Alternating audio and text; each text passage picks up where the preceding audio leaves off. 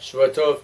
Welcome back to a new year, Tafshin Ayin, 5770, and we're going to start off Parshat Bereishit right at the beginning.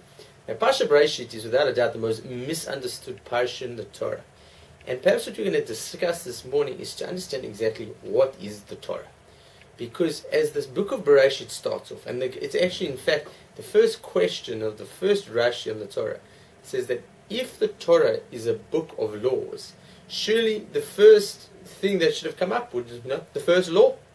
But you open up the Chumash, and it's going to take not only one parsha, but it's going to take a whole book of Bereishit, and then a few parshas in the book of Shmot before we actually start getting tachlis into mitzvot.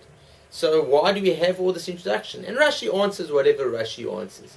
But in essence, it's probably pretty clear, the fact that the Torah is not a book of laws.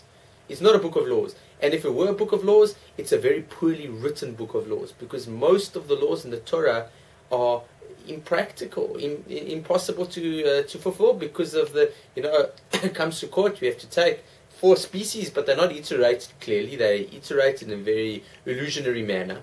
You don't know what they are. We know that if we break Shabbos, it's quite a capital offense, but it doesn't tell us what involves the breaking of Shabbat. So it's not a book of laws.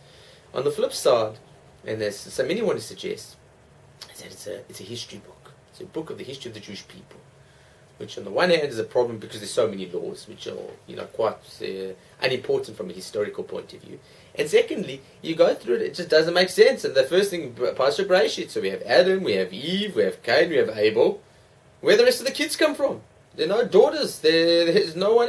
And all of a sudden, late in the parsha, we read about all these women around and the population. And by the end of Parshat Bereishit, already Hashem's had enough of us. He wants to destroy us. And all these many people are going to, hundreds, thousands, who knows, how many people. But where they all come from? The only woman in the world that we were ever told about is Eve.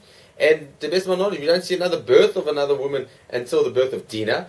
And a few, illusions of, we have Sarah, Rivka, Rachel, whatever. But at the essence, it's a very poor history book. Where do all these people come from?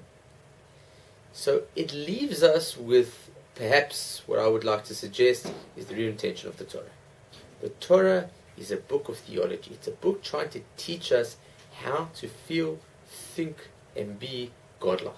In essence, much of that is law-related, but most of it is what we call meta-halachic, behavior. The whole book of Bereishit is teaching us behavior, how one behaves with one's family.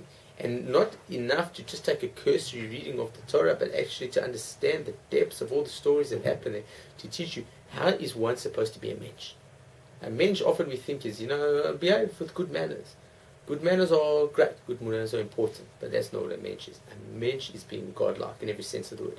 And so through the book of Bereishit and throughout into the end of Devarim, which we finished last week and we'll finish next year, in essence, the Torah is a book that's supposed to teach us how to be godlike.